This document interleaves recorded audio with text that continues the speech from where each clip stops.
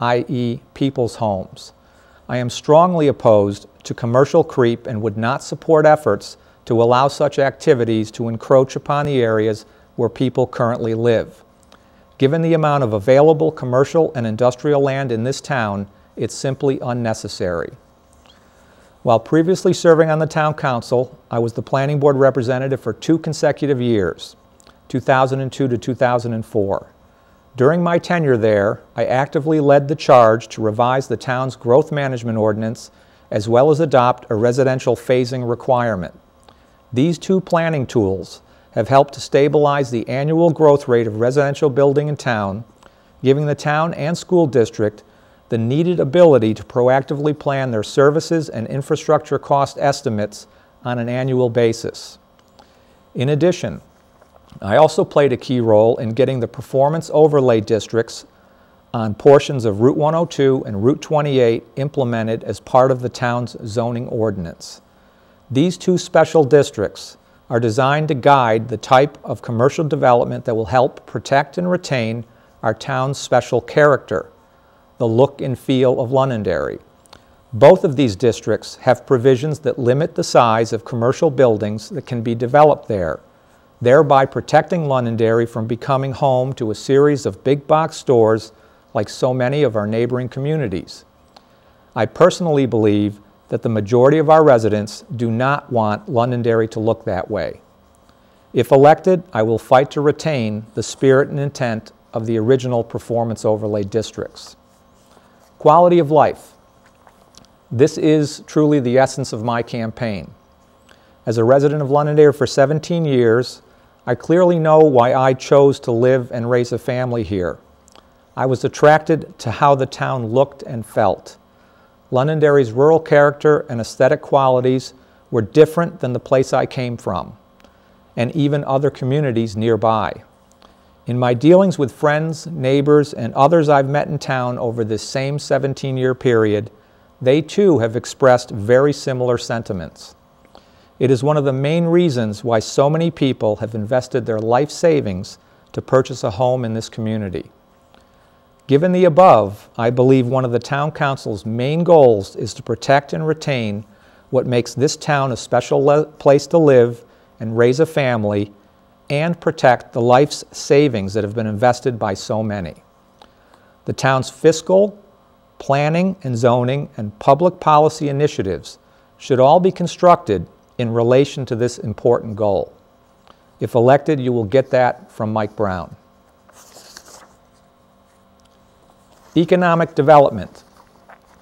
It goes without saying that the town needs to work very hard to attract commercial and industrial development to help offset the tax burden on residential homeowners.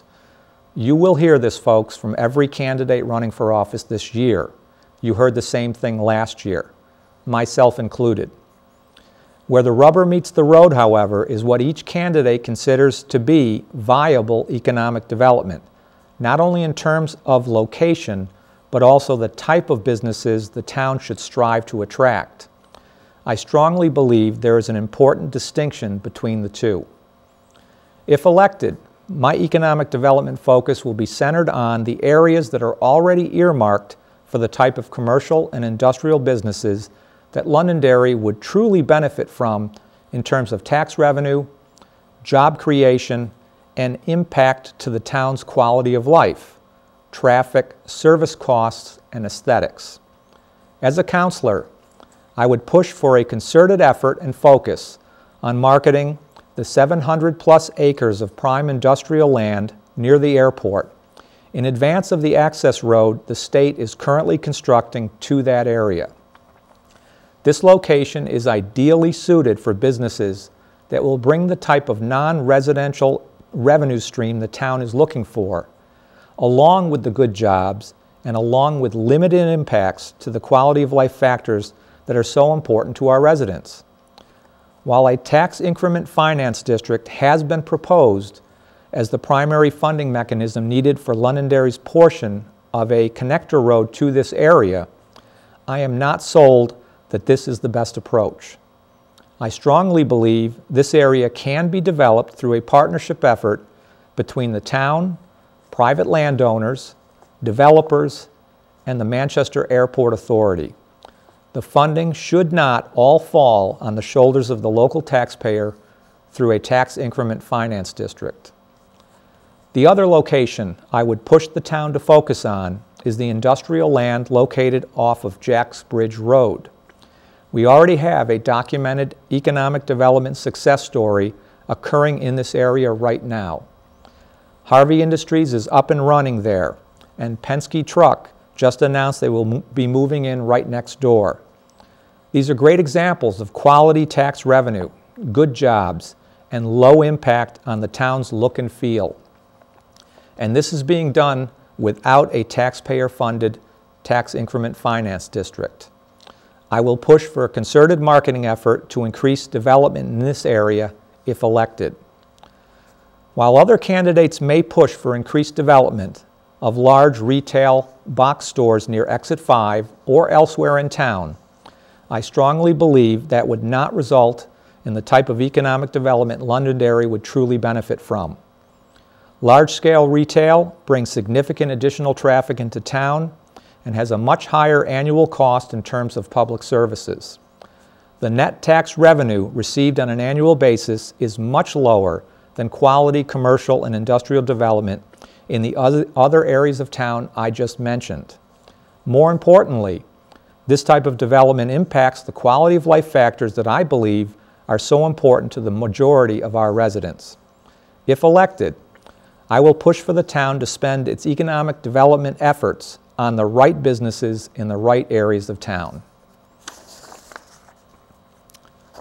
Union negotiations. Given that 85% of the town's annual budget is driven by contractual personnel-related costs, salaries and benefits, it stands to reason that negotiating cost-effective labor agreements with town employees is one of the most critical roles the town council undertakes. The costs associated with these contracts make up the lion's share of the annual increase in the town's budget, as well as the annual tax bill for our residents. The role played by the town council in the contract process itself and the resulting costs cannot be overestimated. If elected, I will strongly push for the town council to take a more active role in contract negotiations. Currently, town councilors do not even attend negotiating sessions between the town and its various bargaining units. I believe this is a mistake and needs to be changed starting next year. On the school side, school board members have been attending their negotiating sessions for several years now. There is simply no reason the town council should not do the same at a bare minimum. In addition, if elected, I will strongly push for contracts that are much more in line with the private sector compensation and benefits that the majority of our taxpayers are subject to in their lines of employment.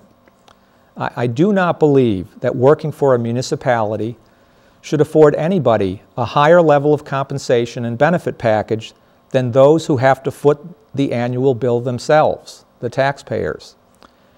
Having personally reviewed every contract during the last 3 years on the Budget Committee, it's my belief that the level of compensation and benefits in the majority of our contracts far exceeds those received by our taxpayers. Town employees should be treated fairly. They should be provided a good working environment, and they should be satisfactorily paid for the work they perform. The end result should be a contract that is truly fair to all parties, especially those that have to pay the bill, the taxpayers. If elected, I will work hard to push the town council to negotiate future contracts that do just that. 2008 union contracts. We have a town meeting coming up on March 15th, which is a Saturday. It's a traditional New England town meeting where 3 individual contracts will be up for a vote by a simple majority of the residents who show up at the Londonderry High School cafeteria on Saturday the 15th. All of the candidates running for council have been asked if they would support the 3 contracts being presented to the voters on Saturday, March 15th at town meeting had they been on the council this year. Given that I am a current member of the Budget Committee, I had just